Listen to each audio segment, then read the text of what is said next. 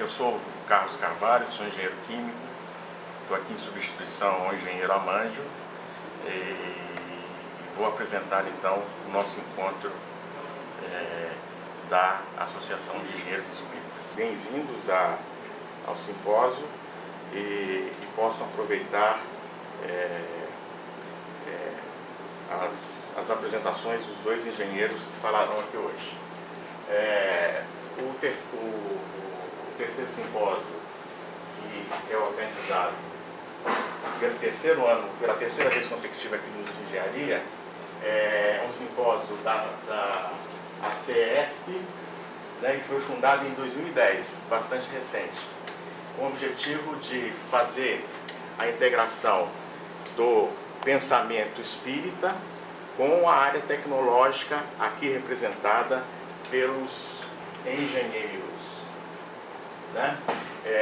Nos simpósios anteriores, de um modo geral, fez-se uma correlação entre a atividade profissional que é feita a qualquer profissional, mas do ponto de vista da atuação do engenheiro no mercado de trabalho. Como nós estamos falando de uma associação de engenheiros espíritas, o espiritismo é uma doutrina fundamentada no Evangelho, se baseia na moral evangélica. Então, a moral evangélica é o pano de fundo da relação do engenheiro espírita com o trabalho dele na relação, inclusive, da exploração da tecnologia, né? Obviamente, se eu estou falando na moral evangélica, eu tenho uma visão de mundo um pouco diferente do que normalmente se pratica no meio da tecnologia, que é um meio em que prevalece o materialismo, né? Então, uma visão diferente de mundo, e que eu, como engenheiro também, e espírita, e já lidei na área de tecnologia, é bom que aqui a gente adiante, na nossa conversa, o futuro da humanidade, né? Nós estamos vivendo agora, exatamente nesse momento da humanidade, uma era de desenvolvimento tecnológico gigantesco, que todo mundo pode perceber em todos os lugares.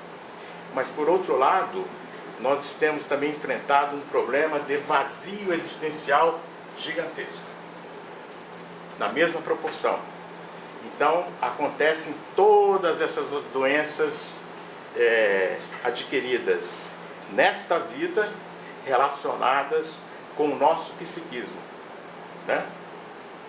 Então, o espírita e o engenheiro espírita tem outra visão de mundo, vai colocar novas componentes nessa discussão da relação de inovação tecnológica, tratamento. Somos engenheiros, então nós lidamos com outros seres humanos em posição normalmente na sociedade, nesta vida inferior do ponto de vista material, do ponto de vista de responsabilidades na sociedade, e é isso que faz a diferença, o entendimento disso, que é apenas circunstancial, né? Faz a diferença da relação do engenheiro que tem essa mentalidade fundamentada na moral evangélica, a diferença que faz na relação com outras pessoas. Isso pode, evidentemente, e vai fazer com que a sociedade se modifique, né? Se modifique pela modificação da pessoa. O engenheiro modifica-se na sua visão de mundo, com a doutrina espírita presente na vida dele, e aí ele pode modificar o mundo, inclusive aqueles que estão à volta dele, né? E é isso que se espera, né? Então, a tecnologia, que é objeto das nossas profissões, a tecnologia, ela não preenche todos os espaços, né? Ela deixa um vazio e vários pontos de interrogação, e isso precisa ser preenchido pela humanidade, né? Então, com as palestras de hoje, nós esperamos que, para aqueles que são espiritualistas e não espíritas, que eles possam realmente, na verdade, colocar pulgas atrás da orelha, né? Passem a refletir. E, obviamente, que o Pedro e o Luciano, que farão as palestras, eles não querem, evidentemente, fazer proselitismo, mas simplesmente colocar as pessoas para pensarem sobre a vida, sobre o próprio sentido da vida. Embora a engenharia seja materialista, há espaço para que se pense a vida diferente, para que o mundo melhore. Te agradecer aí, relembrar aí que o Amandio, né? O Amandio, que faz parte do Conselho Consultivo do Instituto de Engenharia, ele nos apoiou bastante, né? Desde o início. E a grande realidade, o fomentador de tudo isso foi o Procurador de Estado, Dr. Washington Luiz Nogueira Fernandes, que chamou a mim e o Nakano. Fizemos essa associação virtual, né? Então deixar aqui os agradecimentos ao Washington e ao Amandio do Instituto de Engenharia, que era para estar aqui hoje. Problema de doença, né, de família. Problema de doença na família, não pode estar. Então, o Washington e o Amandio, né? O Procurador de Estado do Washington, o Amandio, que é engenheiro aí do Instituto de Engenharia. E a sede é aqui? Não tem mensalidade, não tem nada, a gente se reúne por telefone, se reúne por WhatsApp, vai conversando, vai trocando ideias. Legal. E o objetivo realmente é fazer um movimento na sociedade, trazer temas para que a gente possa refletir, que nem o Carlos está falando, né? Então, para vocês terem uma ideia, a newsletter do Instituto de Engenharia vai para mais de 70 mil pessoas. Então, mostrar realmente que o Espiritismo está vivo, que o Espiritismo tem ferramentas, né, para ajudar as pessoas, né, a repensar, pensar melhor, a repensar nos conceitos. Esse é um retrato, né, do primeiro simpósio. Corre, tem as fotografias. Né? O primeiro simpósio foi no dia 26 de março. A gente falou sobre dicas motivacionais e a rotina e a ciência da vida do engenheiro.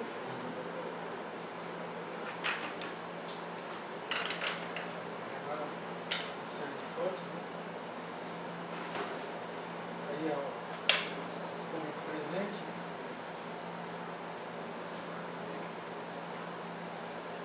Depois ocorreu no dia 23 de junho, a Nakano falando sobre ética profissional e a gente falou sobre o medo e a fobia. E hoje nós estamos de volta aí. Então, nós vamos dar início aos trabalhos, convidando o engenheiro Pedro Nakano para a primeira apresentação. Vou falar ligeiramente sobre o Pedro. É um engenheiro elétrico, eletricista, né? E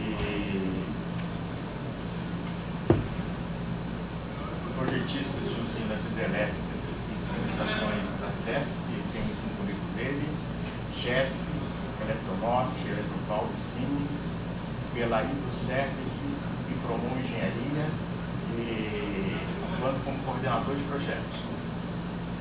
E hoje em dia ele é empresário da construção civil e juiz arbitral pela Câmara de Comércio do Mercosul. O tema da apresentação do Pedro vai ser engenharia e espiritualidade. É possível conciliar a engenharia materialista, né, com a espiritualidade? Esse é o questionamento que nós fazemos e a sociedade também faz. E o Pedro vai fazer a apresentação dele para nos instigar a pensar sobre espiritualidade e engenharia. Vamos ver. Obrigado, Carlos. Boa tarde a todos. Muito bem. Boa tarde, então, a todos. Muito bem-vindos.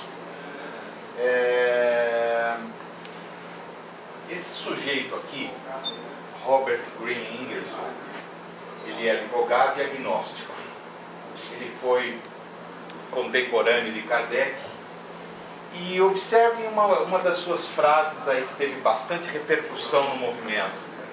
Na natureza não existem castigos nem recompensas, existem consequências. Então é interessante nós observarmos isso, porque particularmente eu ajudo a dirigir essa instituição, CCDPR, ECM, que é o Centro de Cultura, Documentação e Pesquisa do Espiritismo. E nós temos lá um grupo de pesquisa chamado Grupo de Pesquisa do Espiritismo Allan Kardec, GPA. E a gente tem essa frase assim como um eixo, porque está dentro da parte doutrinária, mas ao mesmo tempo espírita, né? Mas ao mesmo tempo tem tudo a ver com a engenharia. Por quê? Não existe um castigo à matéria, à eletricidade, o material, a resistência dos materiais, a química no caso, né? O Carlos, que é engenheiro químico também, né? Professor, doutor e tudo mais, a natureza, eles não nos castigam, eles reagem com aquela famosa lei: toda causa tem suas consequências. E é isso que a gente vai procurar abordar hoje, tá ok? Aí eu voltaria para essa imagem que eu já falei no outro congresso, no outro simpósio, e eu vou relembrar. Alguém conhece essa imagem, ou já viu essa imagem na internet? Você fala da Terra assim em cima? Como um todo. Sabe de onde é que região da Terra que é essa? Israel. Está ali pertinho, tá? Esse é o delta do Nilo, Mar Mediterrâneo, Creta, né? Então, o que acontece? Nós geralmente, tanto enquanto profissionais, quanto partícipes de movimentos, né, no caso religiosos ou doutrinários, no caso espírita, a gente tem mania de observar as coisas que acontecem ao nosso redor de uma forma pequena, de uma forma, vamos dizer assim, até monolítica, né? De uma maneira muito particular. Então a gente costuma olhar muito para o nosso umbiguinho e fala assim: puxa vida, o universo é isso daqui.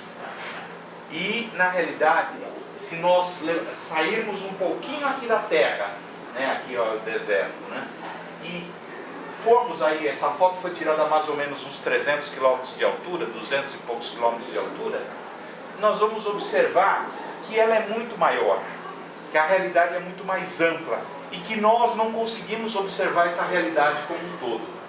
Então, nós vamos perceber que, olhando de uma maneira mais profunda, a doutrina espírita e a ciência e a filosofia humanas, elas têm um ponto de... elas convergem para certos pontos. E nós vamos justamente procurar conversar em torno disso. Então, como já foi falado, no segundo simpósio, nós falamos sobre a diferença ética e moral. Qual a diferença de ética e moral? E foi falado naquela época, antes de se falar em petrolão, mensalão. Mensalão já estava até falando, né? Mas foi falado sobre corrupção também. Só que hoje nós vamos até dando continuidade a esse assunto. Foi muito interessante o tema que se chegou, né? Então hoje nós vamos discutir alguns outros assuntos, como essas siglas aqui, que eu vou falar para vocês daqui a pouco o que vem a ser, CM, CSS. Nós vamos falar sobre ecologia, sobre FIB, duas asas e uma certa equação que nós vamos propor para nós. Tá? Bom, pergunto para vocês antes de mais nada, o que é ciência? E aí a gente vai perceber que ciência é um conjunto organizado de conhecimentos relativos a certas categorias, né? E fatos e fenômenos. Então, isso vale para tudo, não vale só para engenharia. Vale para física, para química, para psicologia, para matemática e assim por diante. É um conjunto de conhecimentos humanos a respeito da natureza, da sociedade e do pensamento, adquiridos através do desvendamento de leis objetivas e que regem os fenômenos e também a sua explicação. E a partir daí a gente percebe que a ciência progride, que é uma realidade, todos nós sabemos. Só que, então aí ó, CM, foi criado esse nome, ciência da matéria, né? Então o que é ciência da matéria? São os princípios das ciências, eles evoluem conforme o ser humano se desenvolve. Kardec, no Livro dos Espíritos, na questão 19, nos diz que a ciência foi dada ao homem para o seu adiantamento em todos os sentidos. Isso está lá em Kardec. E aí nós podemos ampliar, né, explodir esse assunto e perceber que esse tema pode ser tratado dentro da neurociência, da física quântica, da nanotecnologia, da relatividade, Big Bang, cosmologia, projeto genoma, né, dentro da parte da... Como é que é a parte que trata do projeto genoma? Que parte da... não é da engenharia, é da genética, exatamente, obrigado. Né? A parte de células-troncos, a psicologia, a saúde, tanto física quanto mental, a própria governança, né? É uma ciência, né? E assim por diante. Então, isso tudo seria um conjunto que nós estamos chamando de ciência da matéria. E as noções básicas desses estudos e a relevância dessas pesquisas na vida de todos e de cada um nos leva a perceber que isso daí influi muito mais do que a gente imagina, tá? Olha só que interessante. A ciência infatigável procura agora a matéria padrão, a força origem, simplificadora, da qual crê emanar em todos os compostos. Inclusive esse daí é o tema do que Einstein tentou, né, ao final de sua vida, durante 30 anos, né, trabalhar tentando entender e tentando unificar as teorias, né? Da mesma forma, o nosso atual cientista aí, que herdou a cadeira lá em Londres, Stephen Hawking, que herdou a cadeira do Newton, né? Então ele também está buscando algo nesse sentido. Então a ciência infatigável procura alguma origem, né? Procura a matéria padrão da qual crê emanar em todos os compostos. E é nesse estudo proveitoso que ela própria, afirmando-se ateia, a ciência, né, descrente, na realidade acaba caminhando para o conhecimento de Deus, né? E é muito interessante que nós vimos afirmações prós e contras do próprio Stephen Hawking, né? Há um tempo atrás ele declarou que a ciência estava caminhando para chegar a um ponto, que era Deus. E a questão de 2 anos atrás ele desmentiu o que ele tinha falado, tá? Olha, mudou de novo. Eu já tinha arrumado isso daqui, mas tudo bem. Vocês conhecem esse sujeito? Esse daqui é um padre, tá? E o nome dele é George Henry Edward Lemaitre. Esse cara viveu até 66, 50 anos atrás praticamente. Era um padre católico, astrônomo e físico belga.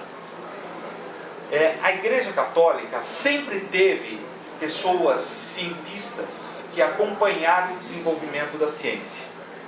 E esse é o sujeito que viveu nesse momento e que era o cientista, vamos dizer assim, representante oficial da Igreja Católica. Inclusive foi muito interessante porque ele que promoveu um encontro entre o Einstein e o... Como?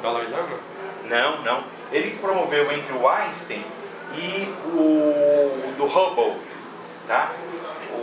Lá nos Estados Unidos, justamente porque o Einstein no início ele não estava aceitando que o universo estava se expandindo, enquanto que o Hubble defendia essa ideia. E aí ele promoveu uma reunião, como ele também defendia essa ideia, porque ele é cientista.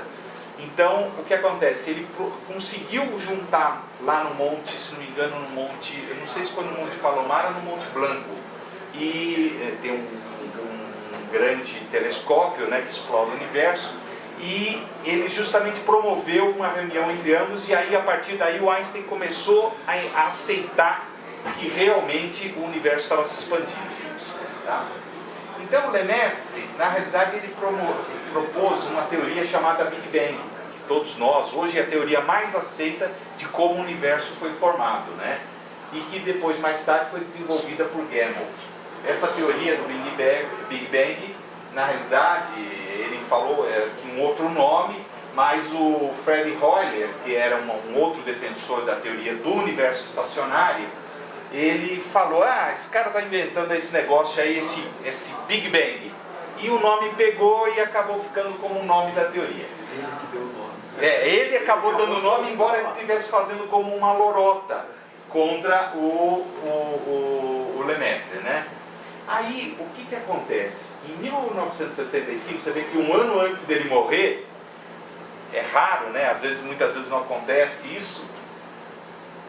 Já doente no hospital, ele recebe com alegria a notícia de que a sua teoria do Big Bang fora confirmada pelos experimentos de Arno Penzias e Robert Woodrow Wilson, e era tida como teoria padrão pela comunidade científica, ainda hoje o é.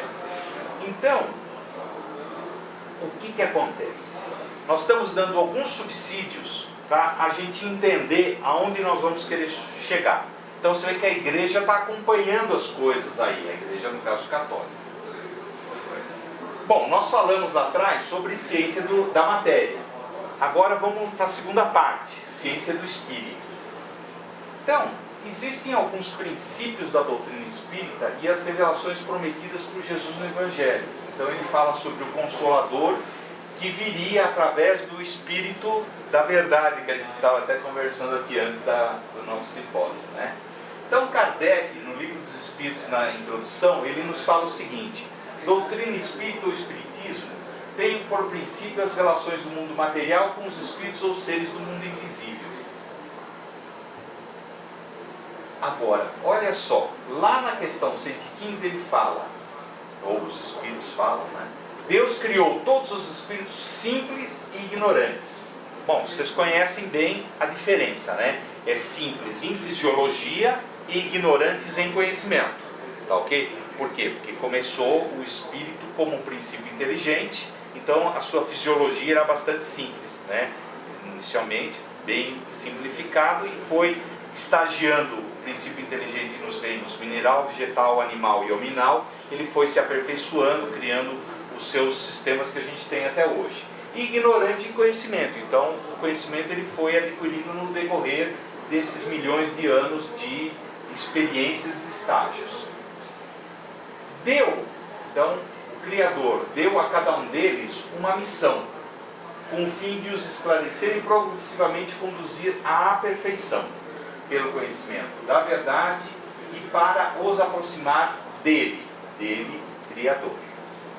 Então, ele cria simples e ignorante. Então, isso tudo é o que a doutrina espírita chama de ciência do espírito.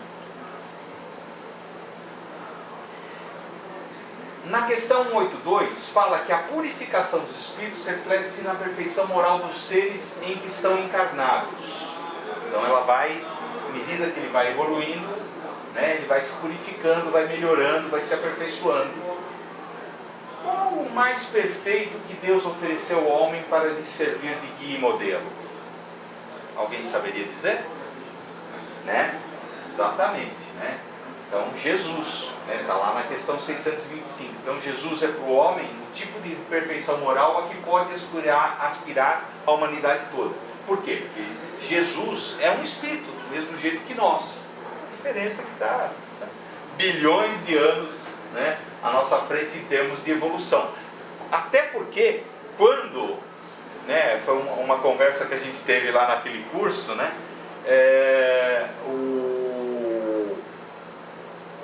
a Terra foi criada e o próprio universo foi criado, Jesus já era um espírito puro. Então imagina se o universo nosso foi criado há 13,7 bilhões de anos, é o número mais consensual da ciência, e a Terra há 4,5 bilhões de anos, então imagina o quanto que ele está a anos-luz que ele está na nossa frente. Bem, Emmanuel, no livro Roteiro, ele fala o seguinte: quanto mais nos adiantamos na ciência do espírito, mais entendemos que a vida nos responde de conformidade com as nossas indagações. Então, quando a gente começa a perceber que além da ciência material, a gente percebe que existe essa ciência do espírito e que nós começamos a fazer indagações sobre o que eu faço aqui, de onde eu venho, para onde eu vou, qual o sentido disso tudo, principalmente a gente como engenheiro, né, que é muito questionador, a gente vai realmente crescendo nessa ciência do espírito. É o que nos fala Emmanuel aqui.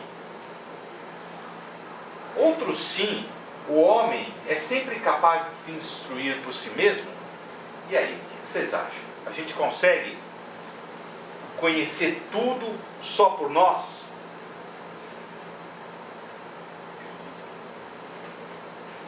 A tendência é a gente responder que sim, né? Porque até como pesquisadores, alguns de nós até autodidatas, né? No entanto, olha só o que nos fala a Revista Espírita, escrita por Kardec em dezembro de 1868. Não. Ele precisa da maioria dos ensinamentos diretos de religião e de moral, como também em matéria de ciência.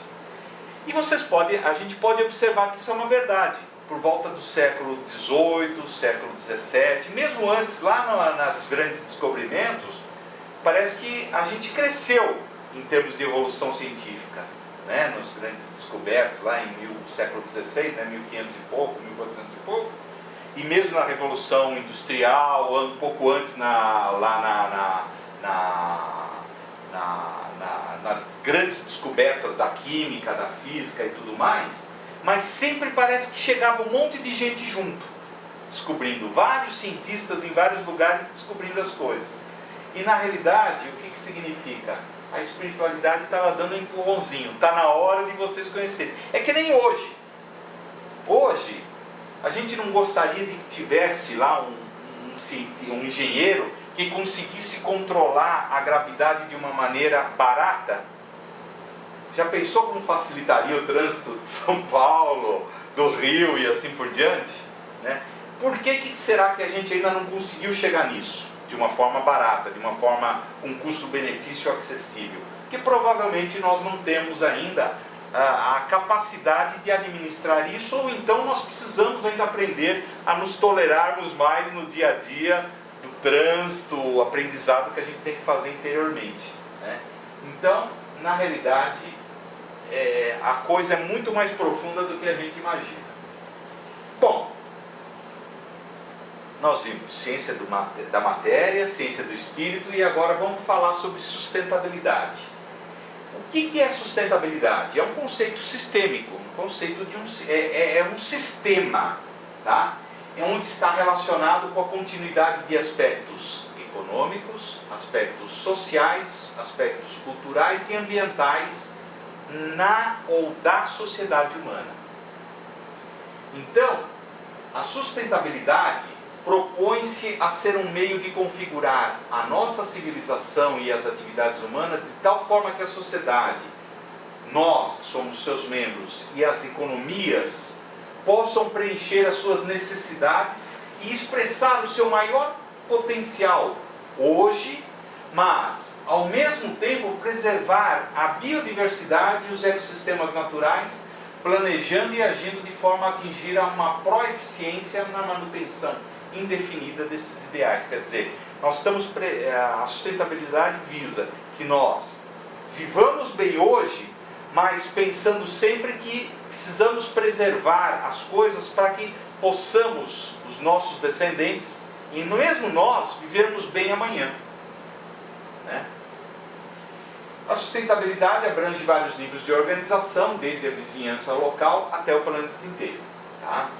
Então, por exemplo, em termos de sustentabilidade, para o empreendimento humano ser sustentável, ele tem que ter em vista 4 requisitos básicos, né? Ele tem que ser ecologicamente correto, economicamente viável, tem que ser socialmente justo e culturalmente aceito. Pedro, por que você está falando sobre tudo isso? Vamos chegar lá. porque nós temos pouco tempo, né? Tá bom. Todos têm direito ao meio ambiente ecologicamente equilibrado. Todo mundo. Bem de uso comum do povo e essencial à sadia qualidade de vida, impondo-se ao poder público e à coletividade o dever de defendê-lo e preservá-lo para as presentes e futuras gerações. Tá certo isso? O que vocês acham?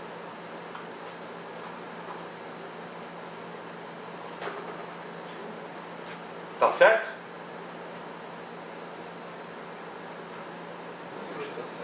Tá certo? Sabe onde é que está escrito isso daqui? Eu acho que vocês não vão acreditar.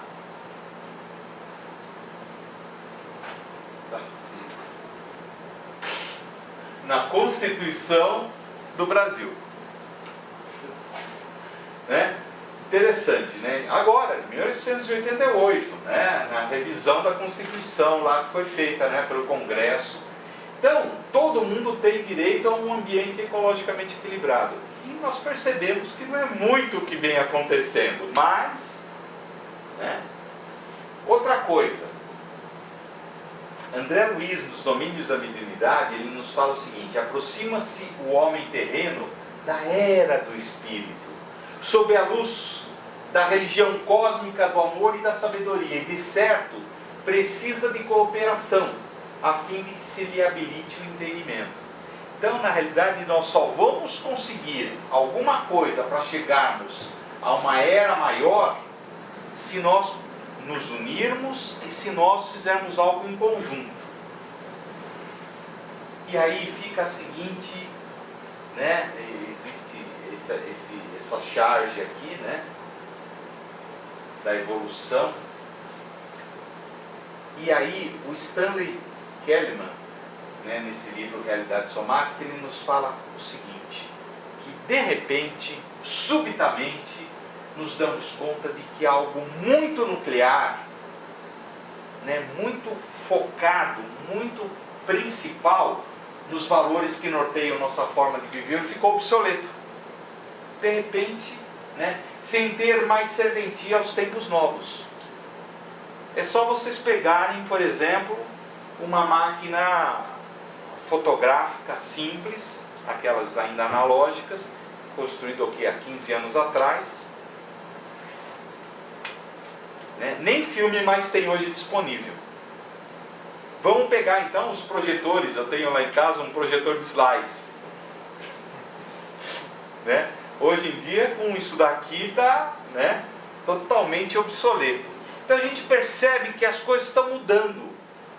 Agora, e nós? Estamos procurando mudar também o nosso interior e as nossas coisas, a fim de que nós consigamos acompanhar isso tudo? Né? Então aí vem o caminho da evolução. Nós percebemos que a felicidade acaba sendo o que nós vimos buscar, e a perfectibilidade é a nossa meta. E realmente nós vamos pesquisar lá na codificação, Allan Kardec, Livro dos Espíritos, questão 171. Todos os espíritos tendem à perfeição. Quanto mais se aproximam da perfeição, mais sabem. E eles sabem. Se são superiores, sabem muito. E que os espíritos inferiores são menos ou mais ignorantes em todos os assuntos. Então, não é porque um espírito está falando alguma coisa que aquilo é certo. Isso todos nós sabemos e isso está lá escrito. Bem, e aí? Então, veja bem, nós vamos começando a perceber que para nós evoluirmos, nós temos que integrar a ciência do espírito, a ciência da matéria, e com isso obtermos a sustentabilidade da vida. O que é mesmo então? Vamos resumir. O que é mesmo então ciência do espírito? Basicamente são as leis morais, que a gente estuda lá na codificação espírita. A ciência da matéria são as leis físicas, que nós trabalhamos no nosso dia a dia. e a sustentabilidade. É a meta do espírito. É o resultado do equilíbrio a cada momento da sua evolução. Então, a sua sustentabilidade hoje é diferente da de ontem? É diferente da de ontem. Porque hoje você pode estar com um sentimento mais amadurecido sobre um determinado problema. Por exemplo, que está vivendo com a sua mulher, com o seu marido, com o seu pai, com sua mãe, com seu filho, etc. e tal, e que ontem você não estava conseguindo equilibrar. Então, o fato de você estar hoje equilibrando melhor está te dando mais sustentabilidade em termos de vida. Aí, nós percebemos, então, em A Ciência do Espírito, tratando-se de leis morais, o que ela faz? Ela amplia o conhecimento nas relações entre os semelhantes e envolve a vida do corpo e da alma, possibilitando o progresso espiritual da humanidade. Já a ciência da matéria amplia os conhecimentos nas atividades que envolvem a materialidade da vida e possibilita o progresso físico e material da humanidade. E a sustentabilidade atende às necessidades humanas no presente, com compromisso de favorecer as futuras gerações, equilibrando os conhecimentos desenvolvidos pela ciência do espírito e pela ciência da matéria.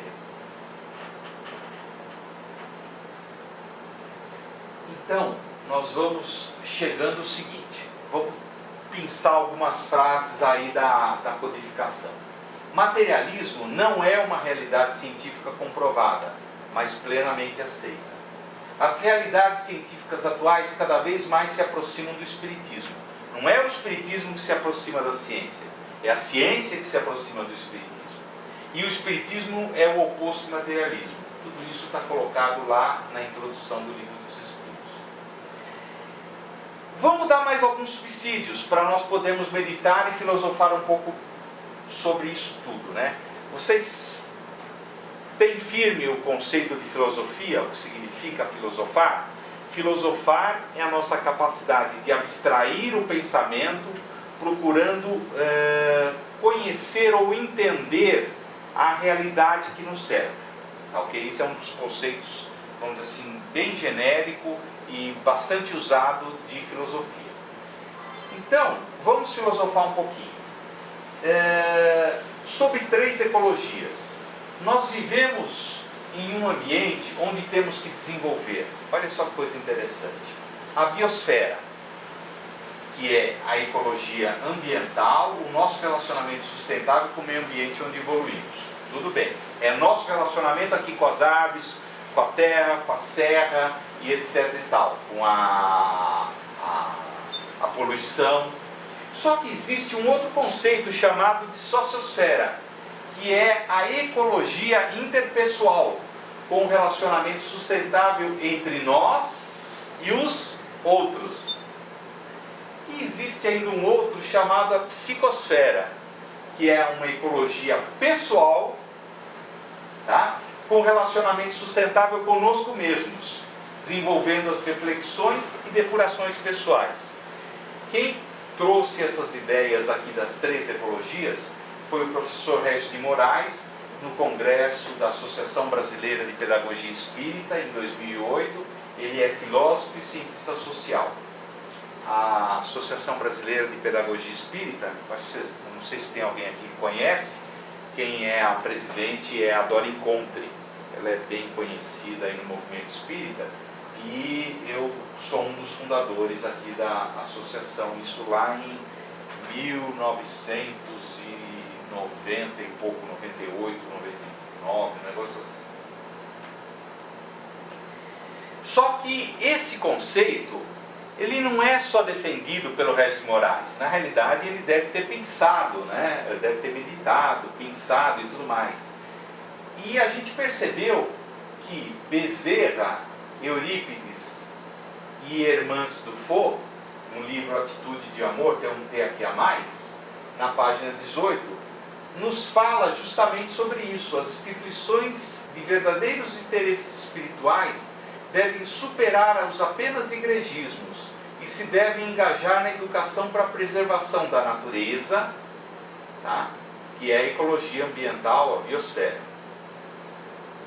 no aprendizado da convivência elevada entre as diferenças, que é a ecologia pessoal, que é social, que é a sociosfera, e na pacificação das almas neste nosso conturbado momento, que é a ecologia da mente, a psicosfera.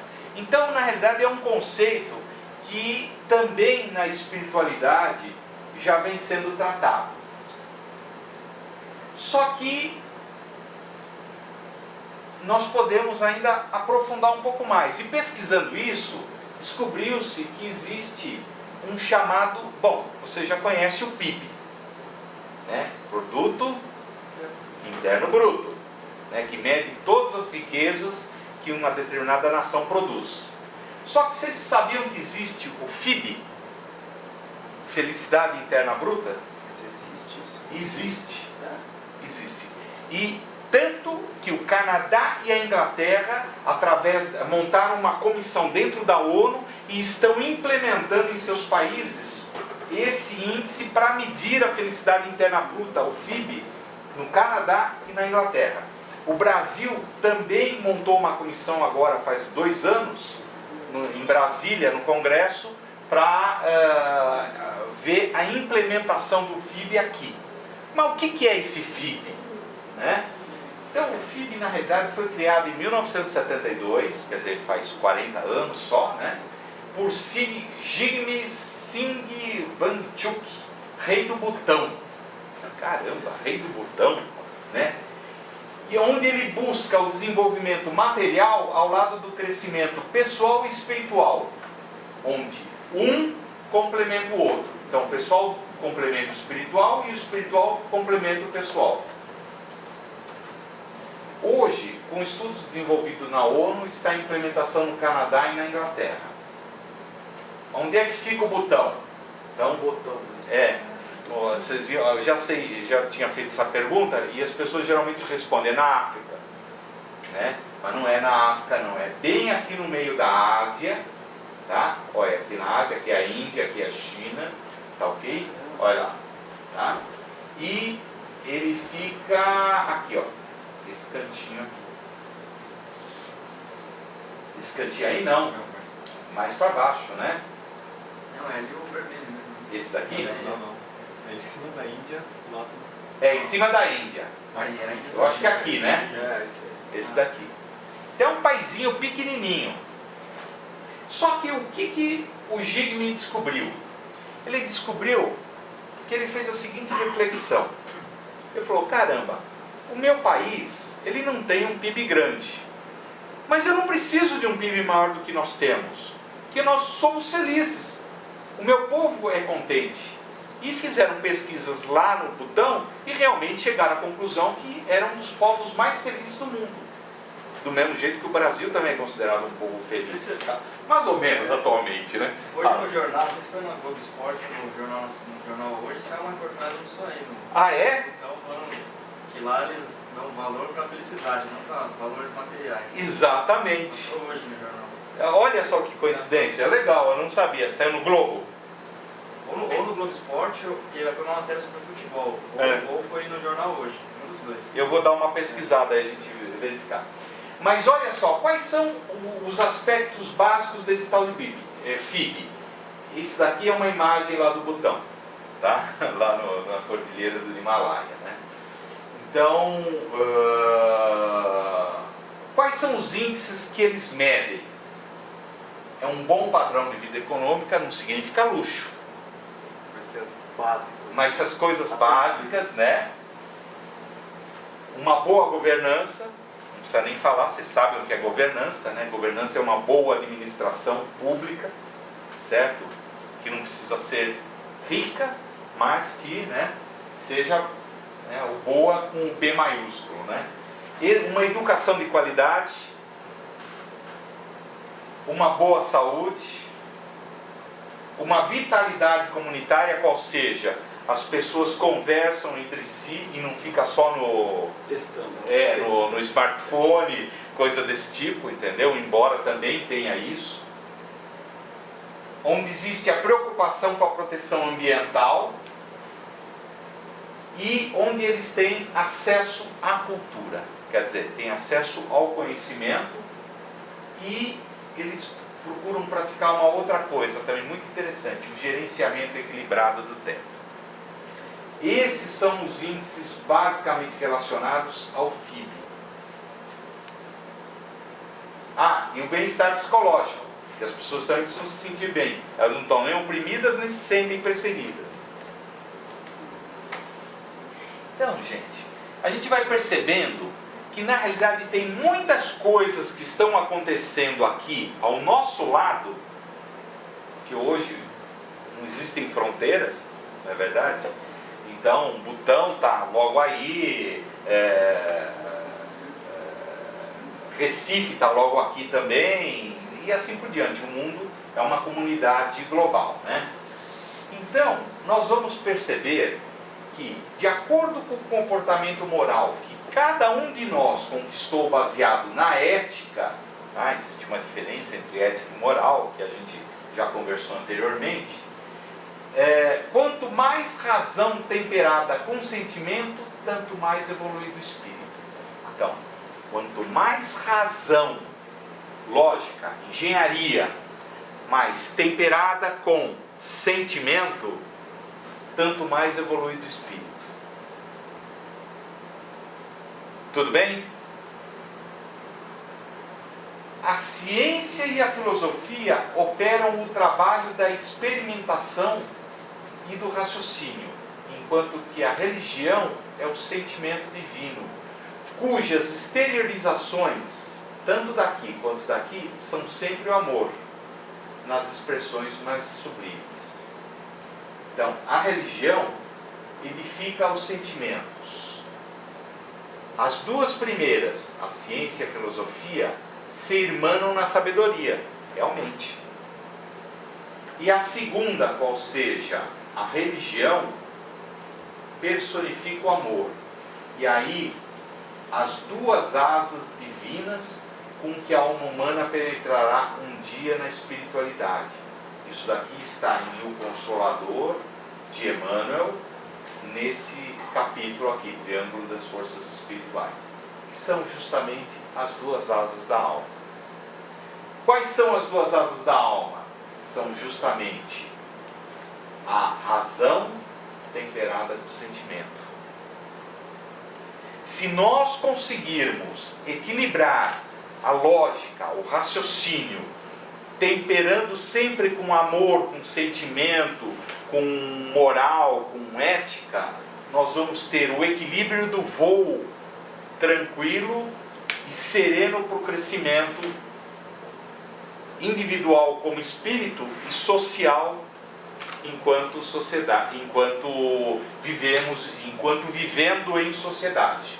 Emmanuel, além do Consolador, ele também nos fala que a ciência e a filosofia vinculam à Terra essa figura simbólica.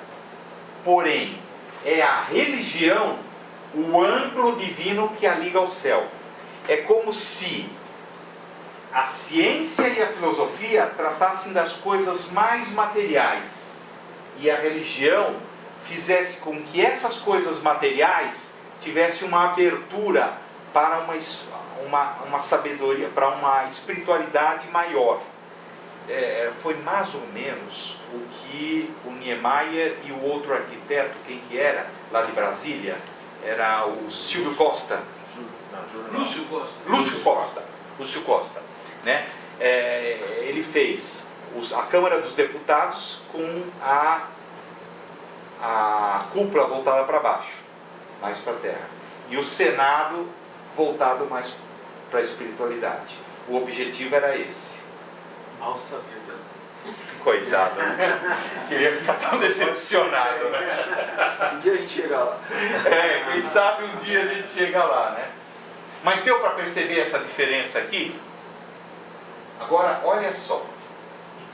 No seu aspecto científico e filosófico, a doutrina será sempre um campo nobre de investigações humanas, como outros movimentos investigativos de natureza intelectual, que visam ao aperfeiçoamento da humanidade. Mas, no aspecto religioso, todavia, repousa a grandeza divina, por constituir a restauração do Evangelho de Jesus, estabelecendo a renovação definitiva do homem para a grandeza de seu imenso futuro espiritual. Isso daqui está ainda no livro, faltou aqui colocar a referência, no Consolador. Tá? É continuação daquele texto anterior aqui. Tá? Continuação deste texto. Tá? Então, pensando em termos de felicidade e espiritismo, Emmanuel concorda com Kardec quando Kardec diz que, quando, porém, conseguir a soma dos gozos que o progresso intelectual lhe pode proporcionar, verificará que não está completa a sua felicidade. Diz ainda a espiritualidade, né, os espíritos da codificação, no livro dos Espíritos, que reconhecerá o homem ser esta impossível. O que é impossível? A felicidade. Sem a segurança nas relações sociais. Então a felicidade é impossível sem as relações sociais. Segurança que somente o progresso moral lhe será dado a chave. Logo, pela força mesma das coisas, ele próprio, homem, dirigirá o progresso para essa senda.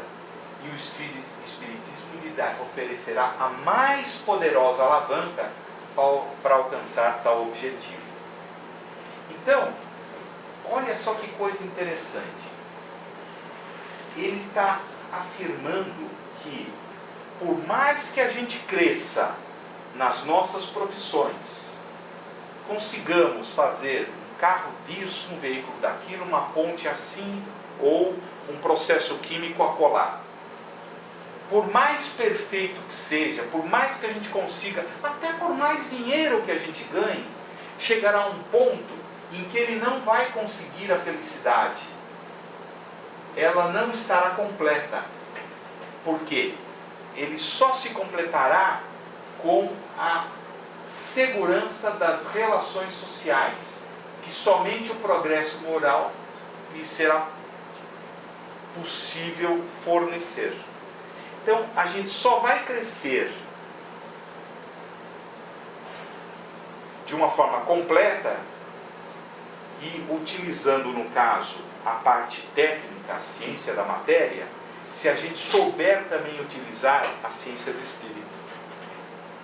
Aí nós vamos chegar num ponto onde a sustentabilidade, o equilíbrio da evolução disso tudo, nos dará a satisfação, puxa vida, eu fiz isso, mas ao mesmo tempo eu deixei muitas pessoas felizes, contentes e etc e tal. O conceito grosseiro seria isso. E aí é que vem uma equação que a gente propõe, né, que ciência da matéria mais ciência do espírito é igual a sustentabilidade. Isso daí, de certa forma, está escrito de uma forma indireta, tá? Vocês conhecem esse sujeito, né? O André Trigueiro, que é o âncora da Globo News, né? Ele escreveu esse livro pela FEB e, na época, olha só como a espiritualidade é espetacular, né? Isso daqui foi por volta de mais ou menos 2011, tá? Saiu esse livro aqui. E quando ele soltou o livro, nós estávamos acabando no grupo de pesquisa nosso lá no CCDPE a chegar a essa conclusão. Um grupo de mais ou menos umas 8, 10 pessoas. E aí a gente chegou e falou, puxa, que legal. Aí alguém falou, olha o que o André lançou. Aí nós escrevemos para ele, entramos em contato, ele respondeu, agradeceu e tudo mais, falou que ele concordava com isso. Então, espiritismo e ecologia tem também muito a ver com isso. Então, resumindo, qual o tema de hoje? Engenharia e espiritualidade. É possível conciliar? Então nós vimos que é ciência, nós vimos que a busca e o espírito, ele busca a evolução e ele tende à perfectibilidade, que a ciência da matéria mais a ciência do espírito dá uma sustentabilidade a cada momento da nossa vida, tá? Aquilo que eu falei, é muito importante ter isso em mente. Nós passamos, acho que uns 2 meses discutindo se era um objetivo ou não. Não, a gente pode ter equilíbrio em vários momentos da nossa escala evolutiva. A gente pode ter essa sustentabilidade. Mesmo que aqui nós estejamos maus materialmente, mas se nós tivermos o equilíbrio aqui na parte espiritual, nós vamos conseguir equilibrar e dar uma sustentabilidade. Então nós podemos ser equilibrados nos nossos vários momentos da nossa trajetória evolutiva. É muito interessante isso daqui, é como se fosse uma equação dinâmica. Tá ok? Só uma pergunta. É Lógico. mais fácil você ter sustentabilidade, pelo que você está falando, tendo, vamos dizer, um excesso maior na parte espiritual do que material. Porque Pode se o ser. material fica muito grande, o espiritual Ficaria pequena? Sim, mas sustentabilidade. exatamente. Mas se você tiver um material grande e você crescer na espiritualidade, você vai ter uma seria sustentabilidade ainda maior. Mas quero dizer, se você tiver muito espiritual e deixar um pouco por um tempo o material para trás, eu acho que você ainda continua sendo... Você pode também conseguir. Posso fazer? Pode, lógico. Na realidade, aquela equação ali, o S de sustentabilidade, na realidade você pode substituir por amor. Sim. Então, na medida em que aquela equação ali, ela vai caminhar para diminuir, né, que nós somos engenheiros, para diminuir a contribuição da ciência material, porque a ciência material, o futuro indica, e os cientistas já estão chegando lá, que a gente já sabe que matéria não existe, né, energia condensada. Vem dos estudiosos da quântica, da física quântica. Então, a material vai desaparecer e vai se transformar na espiritual. E isso vai ser igual ao amor. Porque, na realidade... É mais ou menos uma equação de limites. Para se entender, o Pedro não definiu no começo, o espiritismo, e para os espiritualistas, né, o espiritismo é uma ciência. Sim. Só que o objeto do espiritismo é estudar o espírito. E nós que somos químicos, eu trabalhei com química, menos com engenharia e mais com química, o objeto da química, por exemplo, é estudar a matéria. Né? Então é muito claro o objeto do espiritismo. Por que ele é importante e ele vai dar contribuição? Porque é o espírito que transita pelos planetas. É o espiritismo que transita pelos planetas, somos nós. Qual o objetivo da vida? O Pedro passou batido. O objetivo da vida, o sentido da vida é a evolução. Nós estamos aqui no planeta e nos vários planetas do universo evoluindo. Quem que evolui? Quem evolui é o Espírito. É ele que manda. Agora, no projeto de engenharia de Deus, na realidade, para esse processo de evolução, eu preciso de um corpo físico. Senão, como é que eu vou transitar pelos planetas? E o corpo físico varia de planeta para planeta. Espaço-tempo faz espaço-tempo. Tanto é que ontem, em uma das luas de Júpiter, descobriram água. Claro. Você tem água, Claro. Qual que é o problema? O problema então volta para a física, você no tem caso. água. Por que os caras vão lá e não descobrem que existe vida? E o livro dos Espíritos nos diz que os Espíritos habitam todos os espaços do universo. Corpos do universo. Né? Por quê? Porque o instrumento, a física, eu sou químico, né? Você é químico, a diferença do químico para o físico é que o químico cria um instrumento para verificar o fenômeno da natureza. E o químico não. Então, os físicos do planeta, com a ajuda que o Pedro falou que eles sempre ajudam, eles vão descobrir os instrumentos, vão fabricar os instrumentos que constatarão a presença do Espírito. Como os animais, não tem animal que enxerga algumas coisas que nós, como humanos, não enxergamos? Seria um monte de espaço-tempo. Como nós vivemos no mundo relativo, nós vivemos no mundo relativo. Deus é absoluto, nós somos relativos. Então nós precisamos de espaço e tempo. O tempo todo. Exatamente. E aí, o que acontece? É uma proposta, uma equação para a gente meditar. Com a ajuda das três ecologias, ou seja, nós precisamos nos preocupar aonde nós estamos vivendo, nós precisamos nos preocupar com quem nós estamos vivendo e nós precisamos nos preocupar conosco mesmos.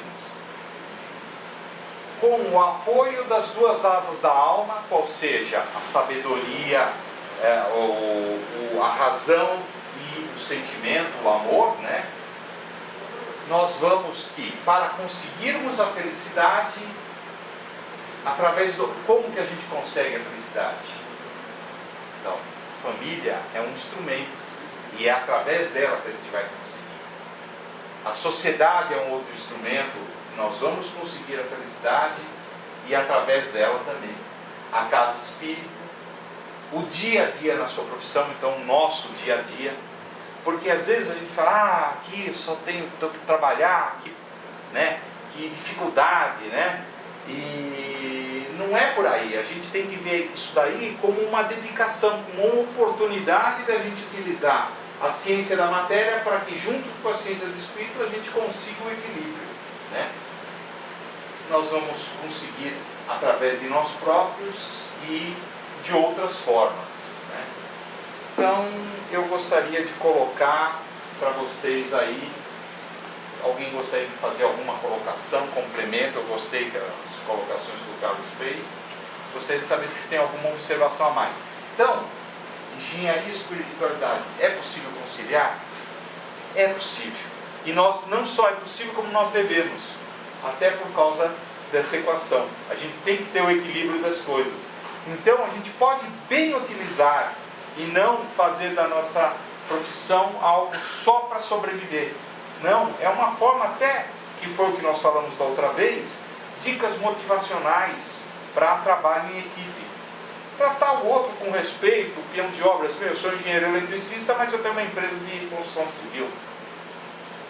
Eu não tenho problemas trabalhistas na minha empresa. Tirando um ou outro, que é aquele super chato, mas proporcionalmente está, sabe? Para pagar karma. Para pagar coisa.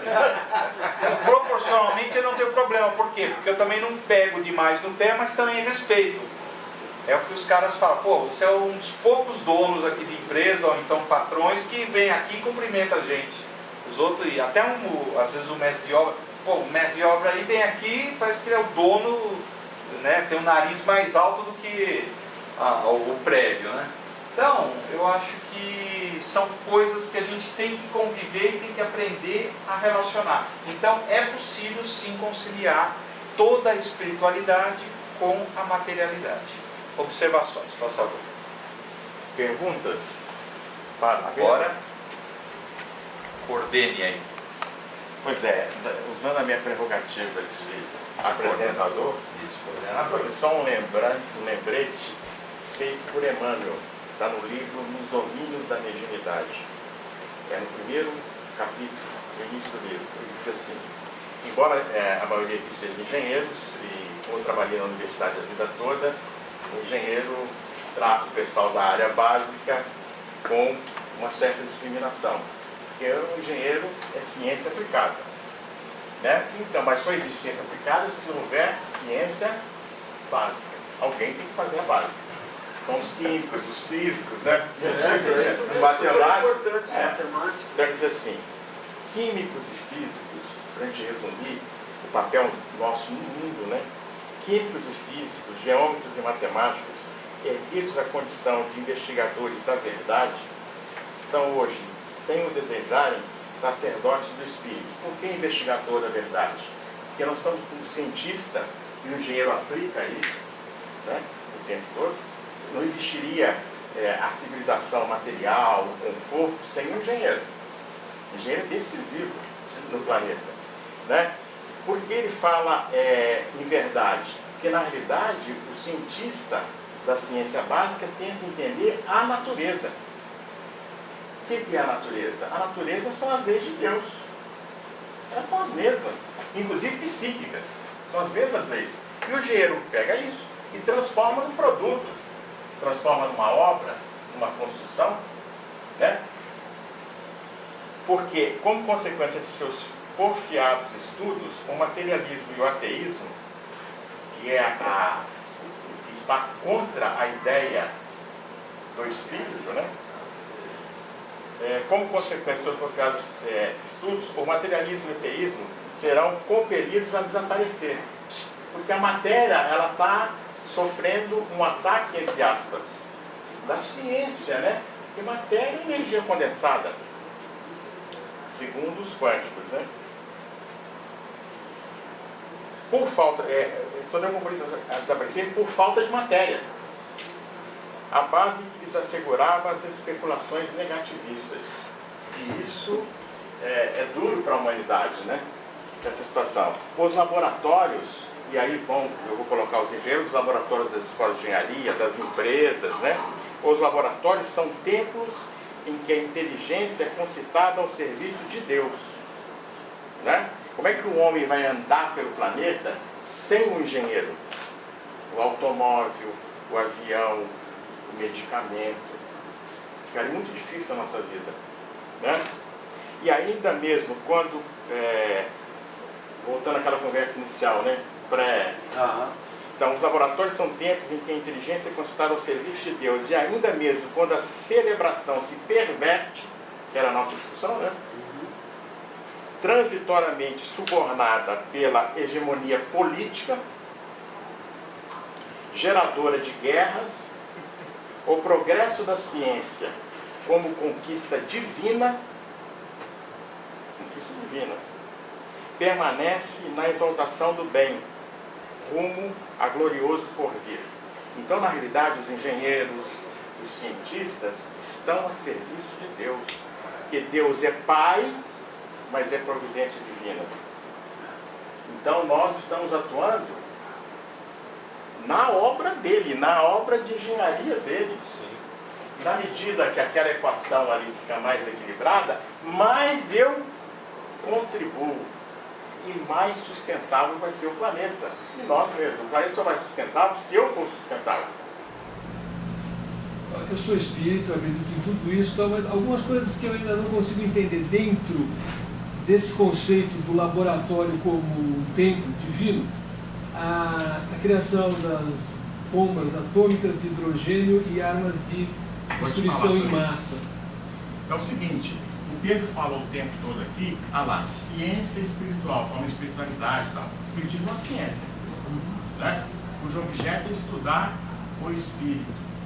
Mas ela é fundamentada na moral evangélica. Em Jesus. Então, o homem vai atingir a condição de sustentabilidade através da instrução, ou seja, do desenvolvimento intelectual. Ele vai se instruir como um engenheiro se instrui, depois ele vai ter que se educar, né, para ele ter discernimento para usar aquilo, e ele tem que fazer o seu aprimoramento moral. Se não houver o aprimoramento moral, ele não consegue discernir. Então o cara tem um conhecimento extraordinário para a construção civil. Eu não sei nem se ele era um engenheiro, mas os engenheiros trabalhamos com ele. Um que caía nos prédios na Barra da Tijuca, tinha um conhecimento, projetava um prédio, sei lá, de 30 andares, mas na hora de colocar areia, né, tudo isso é perfeito no Brasil. Os engenheiros brasileiros sabem fazer o cálculo, o arquiteto sabe fazer o desenho, combinado com o engenheiro que faz o cálculo estrutural. Chegou na hora, faltou o quê, o Sérgio Maia? Aí o prédio é abaixo. Então, o cientista lá, que conhecia muito de física nuclear, que deu as ideias para a construção da bomba, e a humanidade, os problemas políticos da época, enfim, não tinham a luz da moral evangélica. E aí ele faz a bomba. É o caso das duas asas. Ele tinha a asa da razão bem desenvolvida, do conhecimento, mas a asa da ética, da moral, do amor, muito pouco desenvolvida. Quando o espírito atingiu a fase aminal, que é essa que nós estamos, né, depois de passar, como o Pedro falou no começo, pelos 3 reinos, ele passa a ter um pensamento contínuo. Isso nos diferencia, por exemplo, dos animais, o homem. Mas o homem ganha de Deus o livre-arbítrio. Eu posso falar que nós estamos discutindo essa coisa, saímos ali agora, você resolve, você tem uma arma no carro, pega é o meu livre-arbítrio. Agora, você poderia ser aplicado ao dinheiro. Dinheiro claro. não é nem bom nem mal. O dinheiro em si não... Do uso, né? É o livre-arbítrio, ele faz o que ele quiser. Só que é o seguinte, a semeadura, Deus nos deu essa condição, para que nós pudéssemos nos aprimorar por nossa própria conta. Por isso que Jesus, como disse o Pedro no começo, é aquele... Por que o Evangelho diz que ele dizia, com toda a autoridade, eu sou o caminho, a verdade e a vida. É muita autoridade. Ou então, assim, diz assim, o cara é arrogante. Por quê? Porque ele viveu todas aquelas experiências. Ele teve o livre-arbítrio. Só quando ele está há 4 bilhões de anos da gente, ele tem 4 bilhões de anos de experiência a mais do que nós. No mínimo. Né? Ele usou o livre-arbítrio dele, mas quando você usa o seu livre-arbítrio, ou seja, a semeadura é livre, a colheita é obrigatória. Aí tem uma outra lei de Deus, que inclusive nós que somos engenheiros, temos talvez aqueles que não são de família espírita, como eu não era, o primeiro contato é na física, lei de ação e reação. Que parece uma lei do mundo físico, mas como é uma lei de Deus, é uma lei, a lei de Deus é perfeita. Ele não faz uma lei igual ao nosso Congresso, cada hora ele faz uma lei. Né? É uma lei só. Ela serve também para o psiquismo dos homens. Então, bom, você plantou banana, como é que você quer colher laranja? E esse é o problema da humanidade. Então, quando você coloca aquela equaçãozinha ali, essa lei é decisiva nas nossas vidas. Né? Por isso que o Pedro está falando lá do operário dele. Eu já toquei obra particular, né? Eu sempre cumprimentava meus estudantes de engenharia civil, porque eu acho que, não sei, vocês são eletricistas, o pior operário para você lidar me parecia o operário de construção civil. É a coisa mais dura que tem. É isso e as empregadas domésticas. O engenheiro manda 500 caras na empresa e não consegue. Auxiliar do lar. É um negócio assim terrível, né?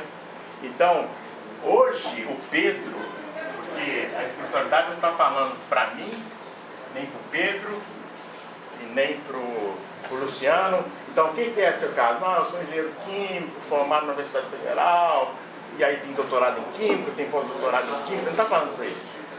Ele está falando do espírito imortal.